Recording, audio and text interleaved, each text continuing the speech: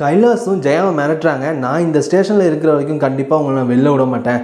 என் அப்பா இப்போ பைத்தியம் மாதிரி கை கால் விளாங்காமல் இருக்கிறதுக்கு காரணமே நீங்கள் தான். என் அப்பாவை ஒரு வழியாக்கிட்டீங்க, அதனால் உங்களை விட மாட்டேன் அப்படிலாம் சொல்லி மிரட்டுறாங்க. சார் இது மாதிரி முத்தையிட்ட கொஞ்சம் நேரம் பேசணும் சார்ங்கிறாங்க. சரி போய் பேசிட்டா அப்படின்னு சொல்லி முத்தையிட்ட போயிட்டு, முத்தையா இப்போ நடக்கிற எல்லா விஷயத்தையும் பார்த்தேன், இது வேறு மாதிரி போயிட்டுருக்கு. அந்த கமிஷனர் என்னென்னா ஜெயாவை பழி வாங்கணும்னு சொல்லிட்டு இந்த மாதிரிலாம் பண்ணிட்டு, ப்ளீஸ் இது எப்படியாவது கேஸை வாபஸ் வாங்குங்கிறாங்க. என்னால் முடியாது, இது மாதிரி என் பொண்ணு எவ்வளோ கஷ்டப்பட்டுருந்தா இந்த வீட்டை விட்டு போயிருப்பா, அவள் எங்கே போனால் என்ன எதுன்னு தெரியல, உன்னால் முடிஞ்சால் அவளை தேடி கண்டுபிடி அப்படிங்கிறாங்க. ஏன் முத்தையா புரிஞ்சுக்க மாட்டேங்கிறியா அப்படிலாம் சொல்கிறாங்க.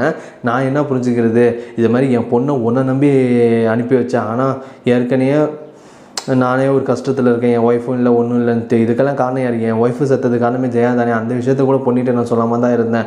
ஆனாலும் நீங்கள் அதுக்கப்புறம் உங்கள் வீட்டுக்கு வந்து அவள் நல்லா இருப்பான்னு பார்த்தா அவளை கஷ்டப்படுத்தி அவள் மனசு எவ்வளோ கஷ்டப்பட்டு இருந்தா சொல்லாமல் கொள்ளாமல் கூட வீட்டை விட்டு போயிருப்பான். நான் இந்த கேஸ்லேருந்து வாபஸ் வாங்கணும்னா நீ போயிட்டு எப்படியாவது பொண்ணியை தேடி கண்டுபிடிச்சி இங்கே அழைச்சிட்டு வா, அப்போ தான் நான் அந்த கேஸை வாபஸ் வாங்குவேன், அது வரைக்கும் வாபஸ் வாங்க மாட்டேன் அப்படின்னு சொல்கிறாங்க.